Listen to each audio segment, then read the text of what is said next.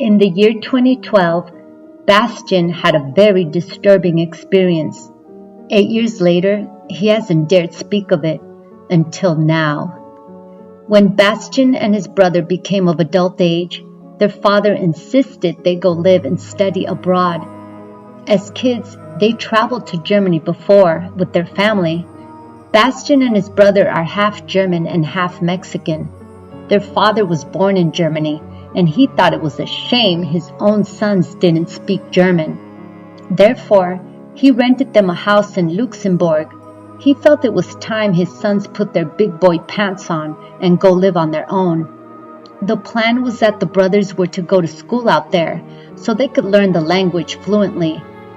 The brothers were expected to work eventually, but their dad agreed to pay the rent until they found a job.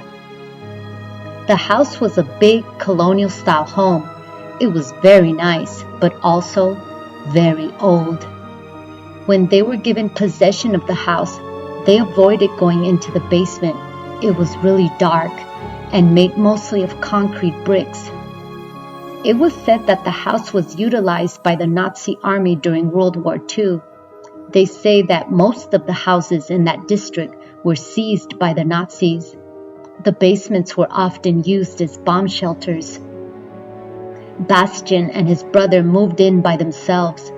Because the brothers were always reading and studying, the house was very quiet. They began to hear strange noises coming from the basement. The noises were heard in the wee hours of the morning between 3 and 4 a.m. When they listened closely, the noise sounded like someone wailing. Now, the lamentful crying could be heard coming from the basement once a week. Then the cries rang out 3 times a week. The brothers kept hearing someone crying. At first, the brothers thought that the neighbors could be making the noise, but then Bastian deduced that it can't be the neighbors. They had no neighbors attached to them. Being on a corner lot, they had a huge buffer zone. In addition, they had a yard in between them and the next door neighbor. One Saturday morning, the cries started at 2 in the morning. At that hour, the brothers decided to finally investigate the noise. They both grabbed a lantern and headed down to the basement. They turned on the lights and began to look around. The basement was humid from the old, outdated plumbing. It sounded like cries were coming from underground. Bastian said, "How is that possible?" His brother said, "Maybe someone was doing construction down there and somehow got trapped." The brothers lifted and moved a big cement block that was on the floor. They called out in German and asked if anybody was down there. Indeed, the crying sound came from beneath there. The brothers found a shovel and some tools in the basement. They began to excavate that area where the noise came from. It occurred to Bastian that the owners of this house were going to frown upon this. He said, "We're really fucking this floor up. They're probably going to charge our dad for all these damages." His brother said, "We have no choice. We have to keep digging to make sure nobody's trapped down there." They dug for 2 hours until they found a wooden box. It was about 20 inches long with a ribbon tied around it. They took it out of the ground and brushed the dirt off. Now they could see the box had an inscription or something carved in German. The brothers looked at each other. They were both dirty from the excavation. They pried the box open, and inside was a very old crucifix. They took a closer look at the figure. The face of Christ had the most tormented look on his face. His gaze was downward, and there were actual blood tears seeping from his eyes. The brothers were startled and dropped it back in the ground. It landed facing up. They stood there intently observing the crucifix. To their shock, Christ opened his eyes and looked at them. Then his mouth opened, letting out a mournful cry. The brothers screamed like little girls and ran upstairs. At that hour, they went outside seeking help, but the streets were dead quiet and there was no one around so early in the morning. They jumped in their car and drove for 20 minutes until they found a police headquarters. The brothers rushed into the station to tell them what happened. The police would not hear them out until they thoroughly identified themselves. When the brothers explained the situation, the cops didn't believe them. But the brothers insisted and pleaded for help, so they sent an official home with them. The chief of police warned the brothers that they better not be playing. He said if this is a hoax, he was going to make sure they get a negative mark on their work visa. They led the German officials downstairs to the basement. The crucifix was still in the ground, the way they left it. They showed the crucifix to the official, but nothing out of the ordinary happened. Everything looked normal. The brothers tried explaining to the official what happened, but they couldn't speak German that well. The German official was annoyed and said, "We warned you about wasting our time with these jokes. We're going to flag your passport. We don't like jokes." And he left very disgruntled. Bastian told his brother, "Let's take pictures and video of this and send it to our parents. We've got to move out of here immediately. Let's move out tomorrow if possible." The very next day, the brothers contacted their dad. They told him what happened and that they need to move to a different house. Their dad said they are crazy and just being a couple of drama makers. The brothers said that it was not a joke and that they sent him pictures and video evidence. Their father said, "No, you guys stay there. If you want, I'll go over there next weekend to verify. But right now, I am too busy working." Since their dad works for Lufthansa Airlines, he can easily get a flight to Luxembourg. The brothers then tried to complain to their mom, but she also scolded them and told them to behave. The next day, they could hear the cries more intensified than before. None of the brothers wanted to go down to the basement. It was dark and, like always, the cries were in the wee hours of the morning. They sounded awful. They went to a nearby Catholic parish in the city. They spoke to the priest in German, the best that they could. They told the priest what they saw and what they were living through in that house. The priest saw the brothers so agitated that he did believe them. He said, "Maybe you guys have an entity there." He agreed to go to their house. The brothers accompanied him down to the basement. When the priest held the crucifix, the face moved and actually flinched. The priest was startled and chucked it on the ground and began to pray. The German priest told the brothers he was going to call upon someone with an elevated level in hierarchy within the Catholic Church. He said, "Don't touch the crucifix, leave it right there." The priest also reported what he saw to the German authorities, and with his testimony, the brothers were finally taken seriously. For 3 weeks, they heard the lamented cry every day. After those 3 weeks, 2 men showed up. They were German authorities that were called by the local priest. They were there to check the situation and to see if the matter was serious enough to call upon the Catholic Church. They told the brothers that an archbishop might be coming to their home, that is, pending further approval. The brothers were given strict instructions not to touch the crucified piece because the archbishop was coming to take a report and pictures. More days went by, and the brothers continued to hear the cry. They didn't go downstairs, and they never opened the door. Some more German authorities finally showed up one day around 3 o'clock. Bastian and his brother accompanied them down to the basement. What they found shocked everyone to their core. The crucifix was in a pool of blood. The blood was coagulated, and it smelled rancid. Bastian said it was the foulest stench he's ever smelled. The authorities asked the brothers if they were involved in anything occult, or did they sacrifice any animals there. The brothers said, "No way! We're good boys. We're not into those strange rituals." 4 days later, a German official came with the archbishop. They filled out a report and took pictures of the crucifix. They also took pictures of the brothers and confiscated the crucifix. The brothers were taken back to the police station, and the cops took their fingerprints. Bastian thought they were under arrest. Him and his brother were taken into an office for interrogation. The chief inspector called their parents and spoke to Bastian's father at length. Still behind closed doors, the brothers were told that, quote, "Nothing has happened here," end quote. They were also advised to forget they ever saw anything. In exchange for their silence, the government officials were going to pay their rent in full for the remaining 3 years of their stay in Germany. In addition, the brothers were each going to be offered a job. If they accepted, the condition was that they had to keep their mouths shut and be on their best behavior. Furthermore, Bastian overheard that the true owners of the house were going to be in big trouble for not reporting this incident to the authorities.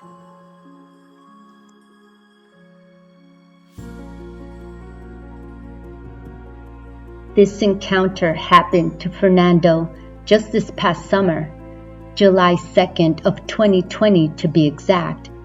He just got off of work that Thursday night.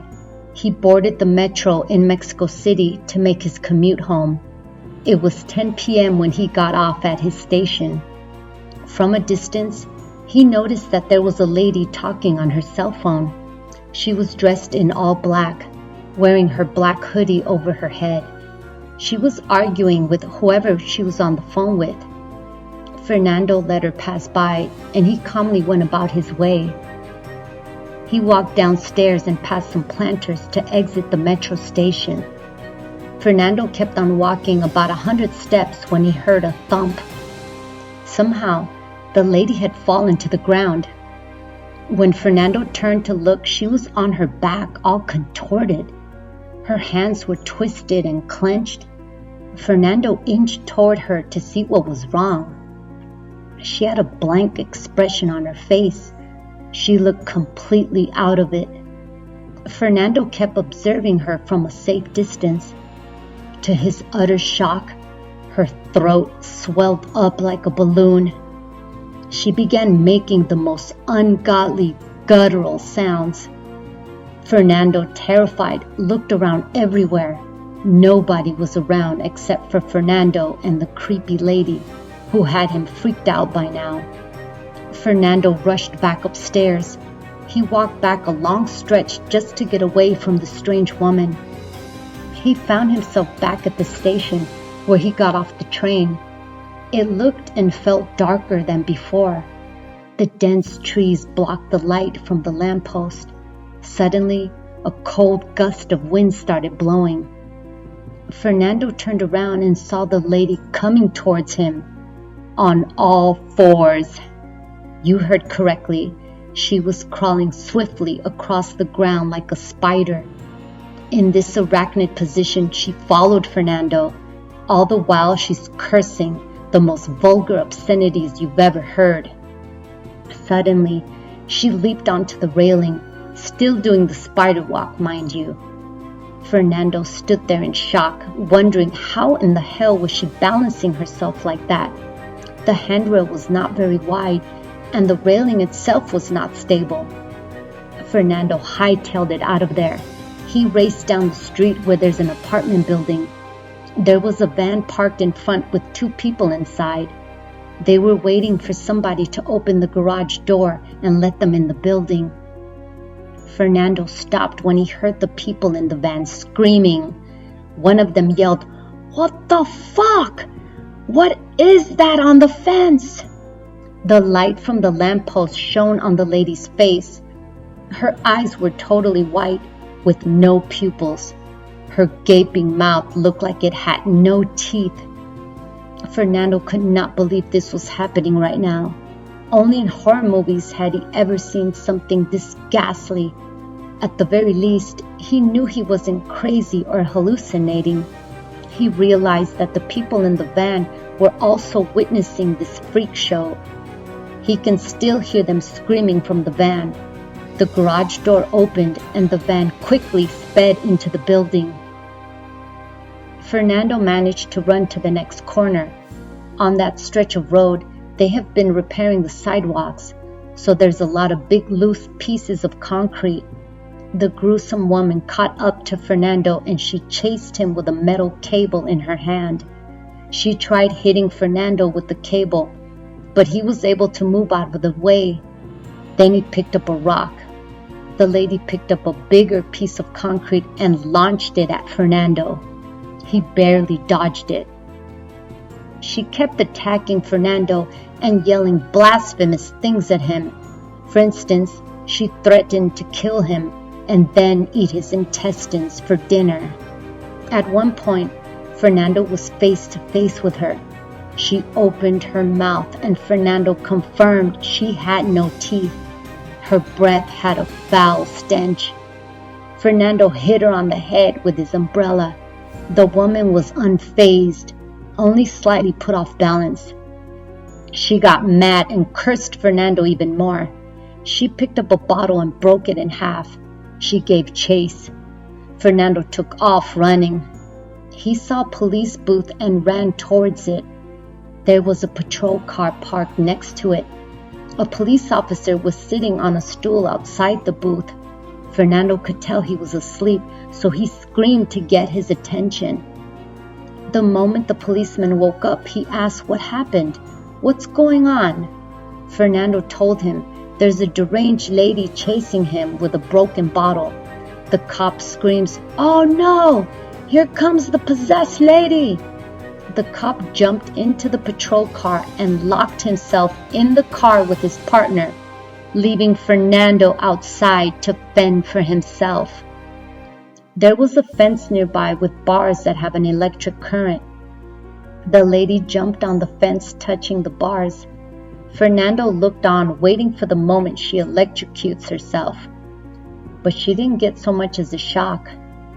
The cops finally came out of the patrol to subdue the woman. She jumped off the fence and grabbed one of the cops by the collar. She spit on him and scratched him. She told the cop, "I've come here for you." Fernando was petrified. He couldn't believe what was going on and wondered what the hell he should do. Should he run? What should he do? He couldn't move. He felt like he was totally stuck to the ground watching this freak show. The lady unhanded the cop and then jumped on his patrol car. She scratched and vandalized the car, yelling obscenities the whole time. Fernando didn't know if this girl was schizophrenic or possessed. He still couldn't believe his eyes and what he was witnessing. Now the woman started throwing things at Fernando and the cops. She grabbed a big plastic fence that is normally used to detour traffic. She threw it at the patrol car. Then she went running through the street, in between cars, screaming at the drivers passing by. The patrolman asked Fernando, "Where did you find this lady?" Fernando explained to them that he bumped into her at the metro station and that she's been chasing him all the way from there. He said, "She wants to kill me and I've been running for my life." The cops with their flashlights spotted another one of their patrolmen across the street. They yelled out to him, "The possessed lady has just been through here. If you see her, apprehend her," he said. Hell no, I'm not touching her. The last time we arrested her, she destroyed the patrol car. When we took her to jail, she beat the shit out of her cellmates. A few of them got bit and needed treatment. Fernando went home while he had the chance. He considered himself lucky to have escaped that situation. When he got home, he was still shaking from the ordeal. His face was pale and his mouth was dry. He was still in disbelief. The next day, Fernando went to the police station to follow up on what happened. The policemen on the day shift told him that they have arrested the woman multiple times. They just catch and release her. It appears that the cops in that precinct are familiar with her. The police told Fernando that they've been to her house. The girl's own family has reported her to the police so they can take her to the psychiatric ward. The psychiatric ward doesn't want her. Nobody wants her or can even deal with her. She escapes late at night and they let her because nobody can handle her with that strength. Fernando agreed as he just witnessed her abnormal strength for himself. He wondered how a slender 5-foot girl can have so much strength. She couldn't weigh more than 100 pounds. Fernando told them how she picked up a big heavy fence and threw it at the car, not to mention the chunk of concrete that she threw at him. Since then, Fernando has taken a different route home. He advises anyone commuting at that hour and happens to be riding the orange metro line, don't get off on the Constituyentes station. You may not be as lucky as Fernando. He refuses to bump into that possessed woman again, because that night, in between all her expletives, she made a promise to Fernando when she said, I'm coming to get you.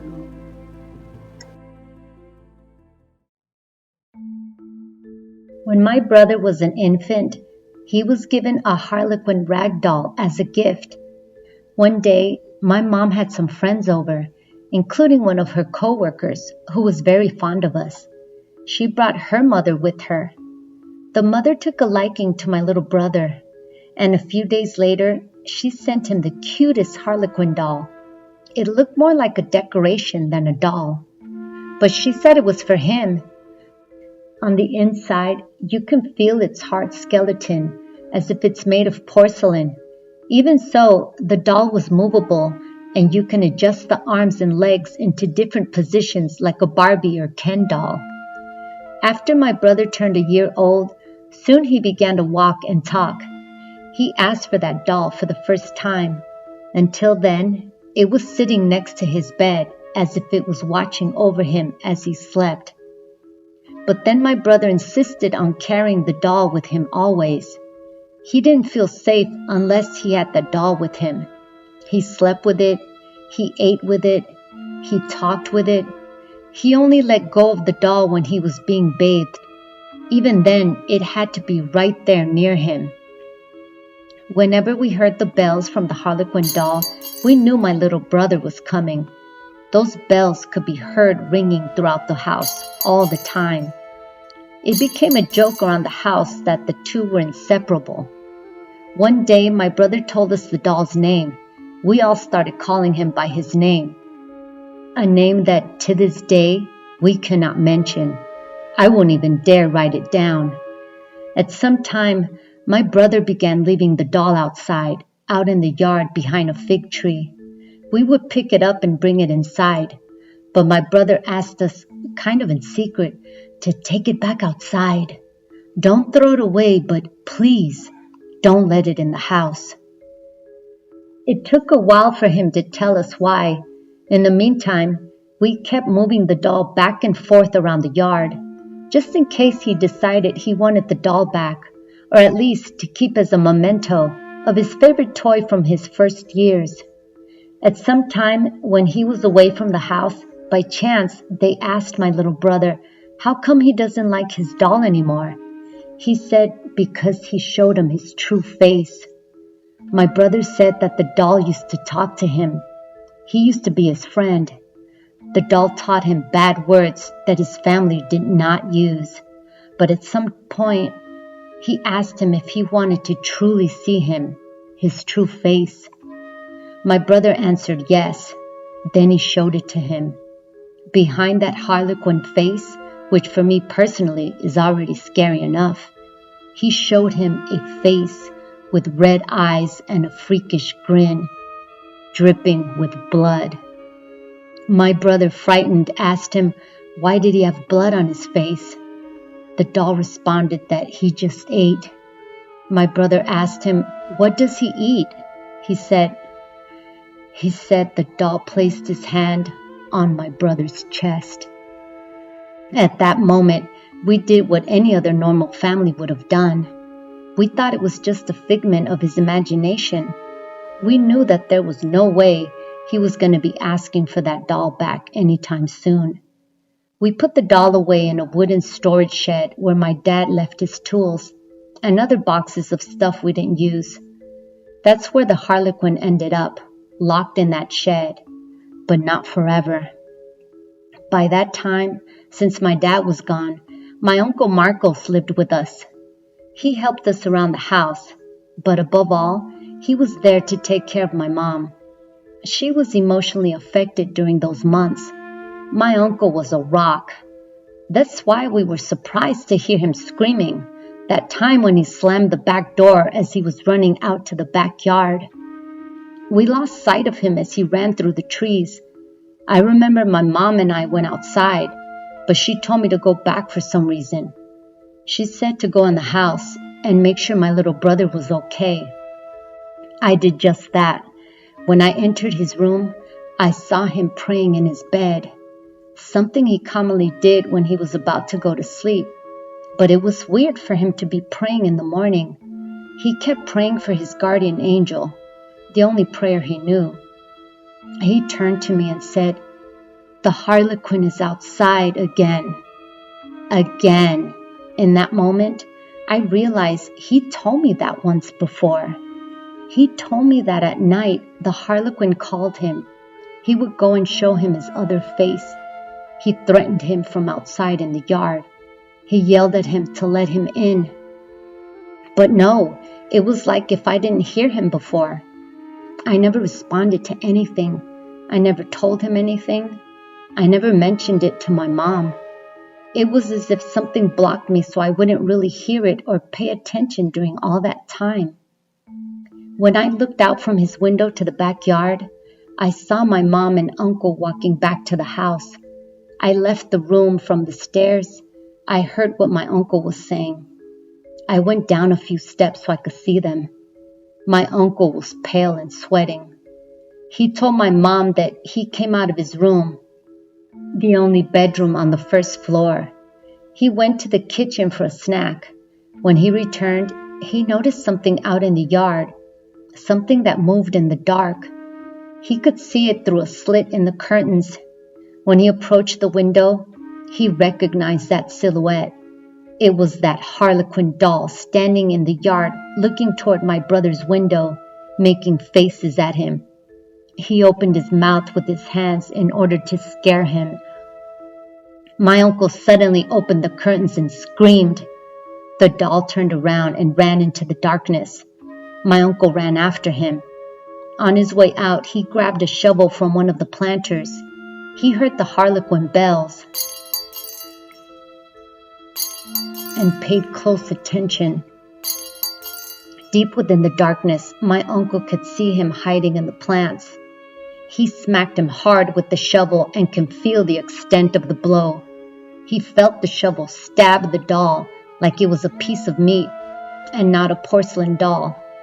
Between the branches, he saw his face in pain, but his eyes were full of hate. He saw the doll run towards the old brick fence at the end of the yard. My uncle couldn't see where he went after that. That's when my mom went out there yelling. She begged him to calm down. She pulled him back inside so he could tell her what happened out there. When he did, my mom didn't question it. In fact, they both went outside to search the wooden storage shed to make sure that the doll was gone from there. All the pictures of my brother from those days are cut. All of the photos that had him pictured with that Harlequin doll, which were mostly every baby picture we ever took of him. My brother never mentioned that doll again. My mom got better, but my uncle was never the same. He didn't smile as much. He eventually returned back to his home. Since then, we try not to think about that doll. We haven't had any reason to speak of the Harlequin for now.